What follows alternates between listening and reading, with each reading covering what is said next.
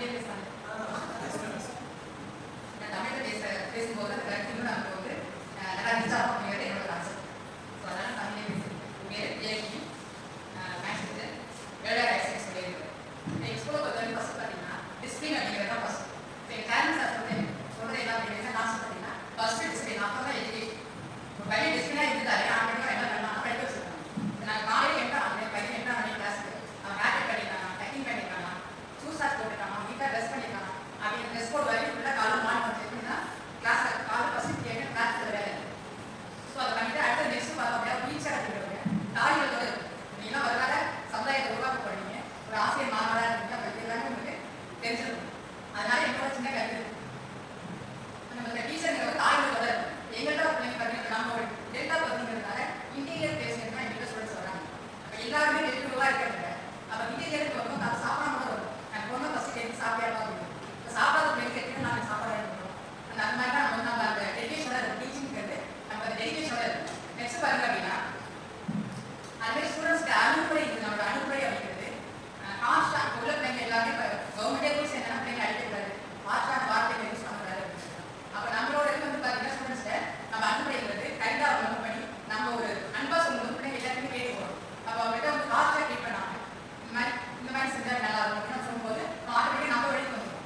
Next பார்த்தீங்க அப்படின்னா parents நம்மளோட டீலிங் எப்படி இருக்கும் அப்படின்னா இப்போ பேரண்ட்ஸ் டெய்லி நம்ம கால் பண்ணி பேசும்போது இப்போ ஃபஸ்ட்டு எடுத்து படிக்கலன்னா கூட உங்க பிள்ளை படிக்கல எப்படிலாம் இறைகளாக ஆகும் அப்படின்னு ஒரு வார்த்தை எப்படி சொல்லுங்க. எதையுமே நம்ம நெகட்டிவாக கொண்டு போகும்போது அந்த பையனுக்கு வந்து தான் பிள்ளையே ஒரு தாழ்வு மனப்பான் பண்ணுவோம். நம்மளால படிக்க முடியாது, நம்மளால இப்படி இருக்கோம் அப்படிங்கிற இந்த தாழ்வு மனப்பான் பண்ணுவோம். அதனால இல்லை படிக்கலாம் கொஞ்சம் ஸ்லோவாக இருக்கலாம், இன்னும் கொஞ்சம் அவன் பிக்கப் பண்ணணும். நீங்கள் வீட்டில் இருந்தோம் அவங்க ஹெல்ப் பண்ணுங்க அப்படின்னு அந்த பேரண்ட்ஸையும் நம்ம அப்ரோச் பண்ணுறது நல்லா இருக்கும். அப்போதான் அந்த டீச்சருக்கும் அந்த ஸ்டூடெண்ட்டும் நம்மளை பிடிக்கும், அந்த பேரண்ட்ஸும் நம்மளை பிடிக்கும். இது நெக்ஸ்ட் நம்ம தெரிஞ்சுக்க வேண்டிய ஒரு முக்கியமான காசு.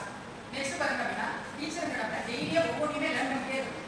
இப்போ ஒரு கிளாஸில் பார்த்தோம் அப்படின்னா எல்லாருமே டாப்பராக இருக்காங்க.